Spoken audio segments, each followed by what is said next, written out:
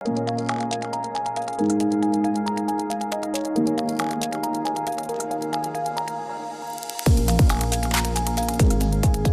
Professor Zeinab Aboutalebi from the EUI Department of Economics. It's very lovely to have you here today to talk about your paper entitled The Diversity Paradox. And I understand that you also have a project funded by the EUI Research Council on the same topic.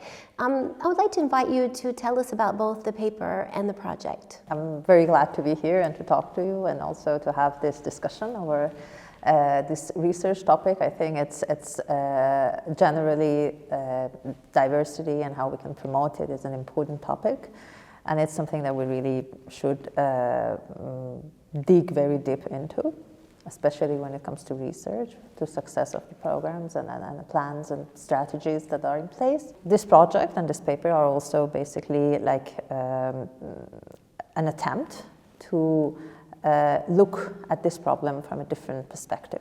So the idea of this project came to me by observing some sort of historical trends and statistical observations that have come out here and there, that even though throughout years a lot of strategies like affirmative action or diversity promotion programs have been in place, we do not observe substantial change in historical trends when it comes to diversity, to have more inclusive workforce when it comes to race, when it comes to gender, or whether other aspects of underrepresented groups. And the question is that why this is basically the case, and why, looking at the historical trends, we basically do not see substantial shifts.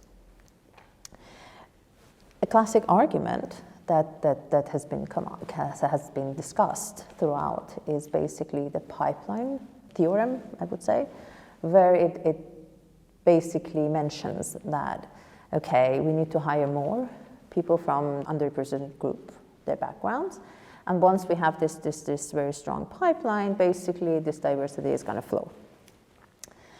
What I do here in my research is that I basically turn the lens and I look from inside an organization or inside a firm of what happens after people are hired or after these programs are in place. So let us try to understand what happens after people are basically hired from these groups, from the underrepresented groups. What we see is that basically once these people are in the firms or in the organizations, the next step is basically to invest in empowering them, in helping them to succeed, in promoting them.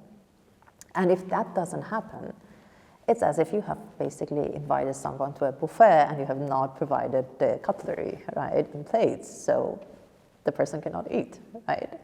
So it's the same thing. So if these sort of investments and efforts toward their success is basically not provided, the end game is that these people are not going to succeed, and therefore the programs are going to fail. We would not see basically a permanent shift, and we would observe the same trends of maybe 20 years ago of leaderships being mostly white men. So the question is, what's happening? And what I do in my research is that I think of a case where a firm or an organization is really committed to promote diversity. But inside the firm, there are managers which we don't know their incentives. They might really not care that much about these programs, or it might be that they are against them, okay? And this is like a private information that they have about their incentives, and we do not have that. But these managers, they do have reputational concern when they are in the organizations with these programs, because they are worried that, okay, if they don't promote this, they are going to be under scrutiny from the higher ups, or they might not have a very good public face, or, you know. So there is a reputational concern for them at one hand, and at the other hand, they do not really care about, promoting diversity, or they might actually be against it. They would prefer like a uniform workforce or work environment. So basically, the question that I ask is that in such an environment, do we necessarily are going to have increased diversity in that organization, or whether basically things are going to change, and these sort of misalignment of incentives at the one hand, reputational concern at the other hand, and this information asymmetry between not knowing what's happening by the higher ups who actually might want the diversity actually taking place, and the one who are actually in charge of promoting diversity, all of this together, how is that going to shape the success of these programs? That is fascinating, and it's such an important question, such an important hidden underlying question. So I think it'll be interesting to kind of zoom in or go a little bit deeper into the diversity paradox. Can you explain exactly what it is and how it is produced? So that's a very, very important aspect. So I'm going to try to open it up and actually explain why this is a paradox. So far, I just laid out the premises or the environment that this situation might arise, but I still have not explained exactly what do I mean by paradox. So the point is that let us put ourselves in the shoe of these managers who are, let's say, opposed to these directives of promoting diversity. And let us think, what would they think? They have a strategic decision to make. At the one hand, they care about their reputation. They don't want to be like losing their jobs or be under scrutiny or people not wanting to work with them, right? So they would want to improve their reputation by increasing diversity. On the other hand, they basically are not that much into the objective. So what they might do is to decide how much do they want to invest in these people, okay? And the outcome is that they might actually hire more from these groups, so build up their reputation, but not invest in them, okay? Which means that they would be put on programs or projects that are unimportant, their career might not grow, and they might not succeed most often like the other people. And you might think, okay, so that means that these people are going to fail. And that, to some extent, might like give the institution an idea that, okay, maybe the managers have not put enough in effort to succeed toward the success of these people. But that's not what is going to happen, and that's where the entire dynamics starts. When these people fail, the managers get even higher reputation of being pro-diversity. Why is that? Because the higher-ups do not actually observe the capability of these people who have been hired.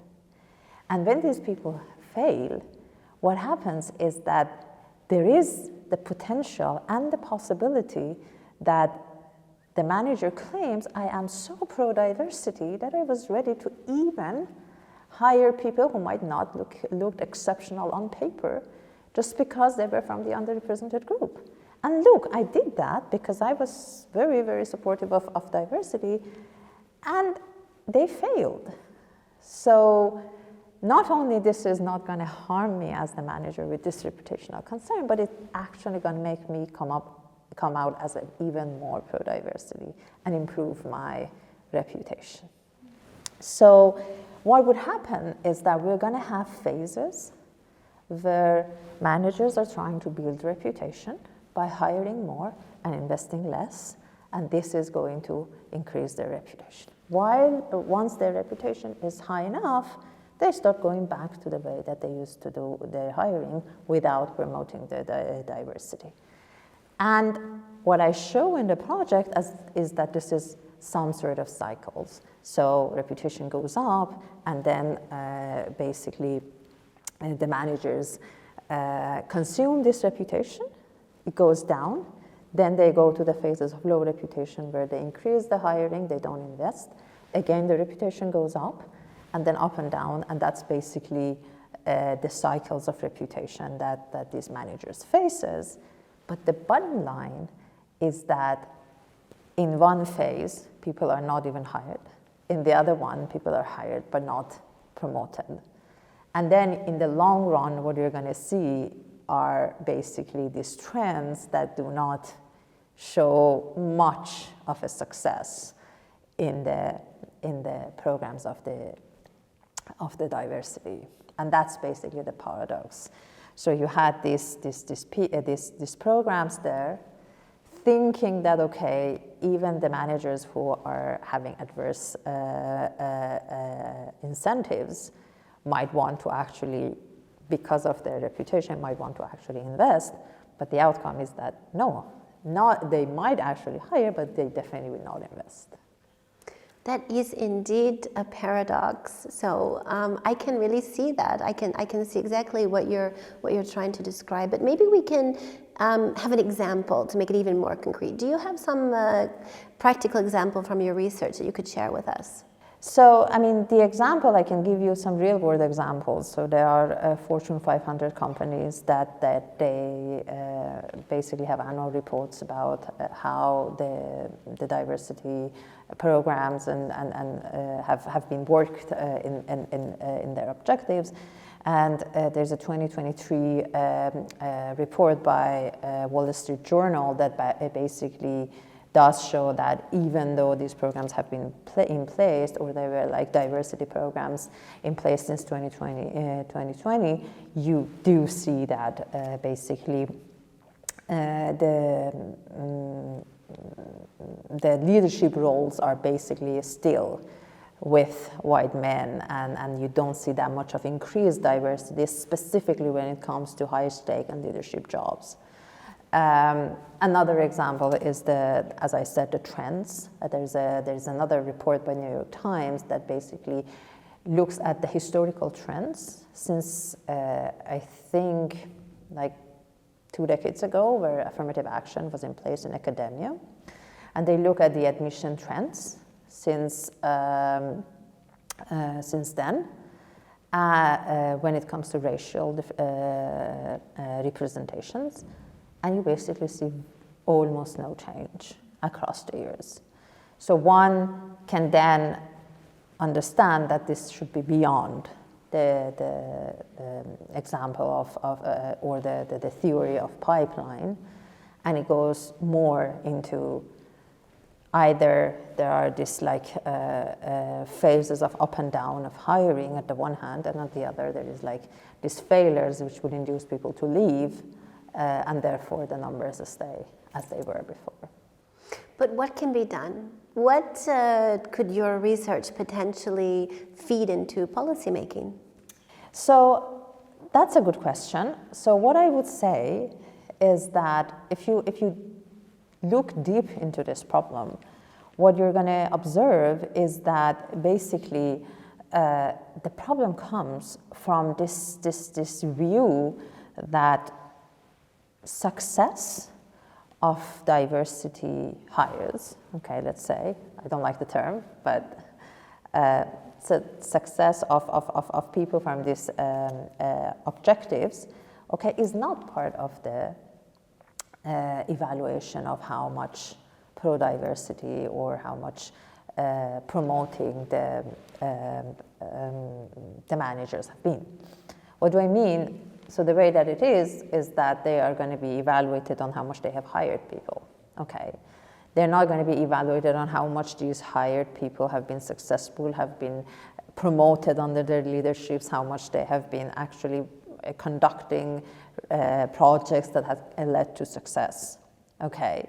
So I think rather than putting the focus on coming up with quotas on hiring or admission phase, the targets should shift toward how much successful hires or admissions have been there, how much a university was able to place and find very good jobs for the members of the underrepresented groups that diverse their students or they have admitted. How much firms or a manager within a firm was able to actually place or have like these promotions of these groups, of people from these groups. Now this goes beyond even diversity policies. If you think of green energy policies, or you think of basically sustainability approaches, they are the same. All of these projects that have this same potential, they would exactly fall into this paradox too.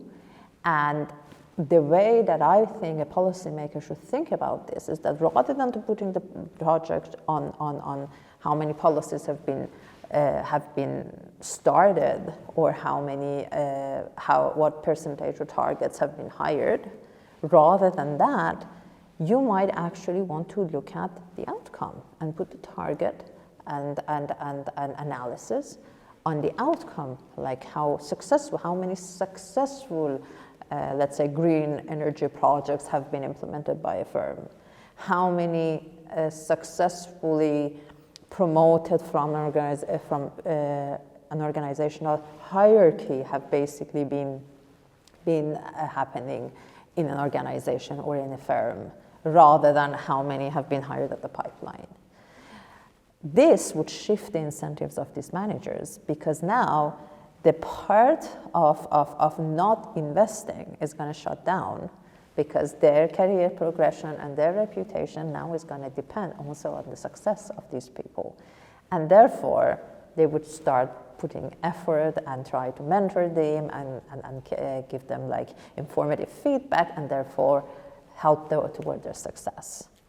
So I think like a good outcome from doing this type of research is basically this understanding, giving this understanding that maybe we're looking on the not very helpful aspect, and we have to shift our monitoring direction to the end rather than the start, and to start thinking that, okay, should I put the target on how many people are going in, or should I put the target on how many people, what is the percentage that are coming out? And that by itself is to some extent going to take care of this paradox that is basically happening. Indeed, the outcome is really what matters in the end, and what people are actually supposed to be working towards. So very, very, very good point on that. And now I would like to shift to you. I would like to hear, who exactly are you, and why is this topic dear to your heart? So first of all, I'm a micro-theorist. So I'm a microeconomic theorist. So I work on information. And so to be specific, I look at how flow of information would affect people's decisions, and how firms or policymakers can basically use this structure of flow of information to shape people's decisions, and therefore potentially improve social welfare or improve market efficiency. So then this informational aspect of my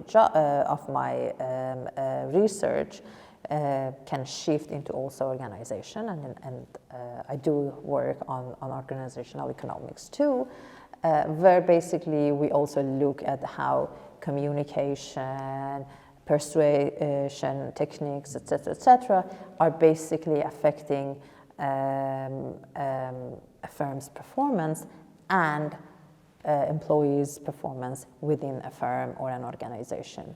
And basically this objective of understanding people's performance and how that can be improved is the reason why I also have came up with this project. So why this is important to me? That's an interesting question. I would say that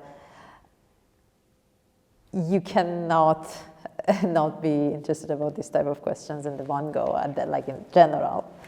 But then I do come from a background that this matters to me at heart, because I think being able to come up with ways that you can promote and have better performance for people of underrepresented groups is it's generally like an important objective and hope for all of us, I think.